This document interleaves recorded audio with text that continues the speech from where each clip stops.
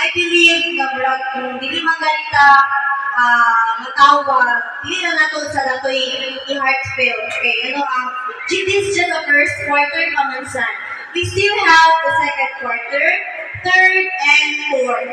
So, panigamutan nato na mag-enhance pa yun ang ato anak through the help and guidance of the parents.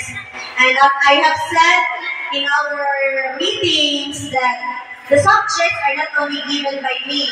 We have different subject teachers. So I'm not just the only one to give grades sa mga bata.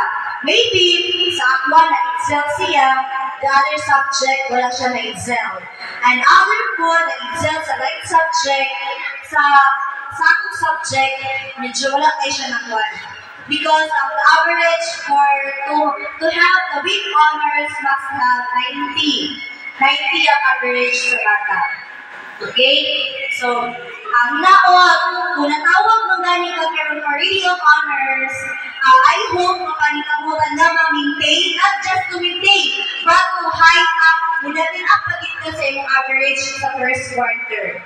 Dili na magsalita, na-over na ko sa first quarter, na-over na ko the rest of the year. No. There are possibilities na pwede pa mo pa ang grado. So, dili na magsalit. And for those na dili na gani ma-honor,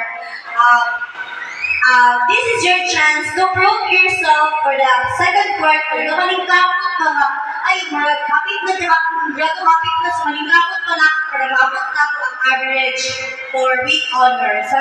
Don't lose hope. Dili ka magkalit na, wala nga po na ulit, patayulo na lang na po. No, napay second quarter, third, and fourth.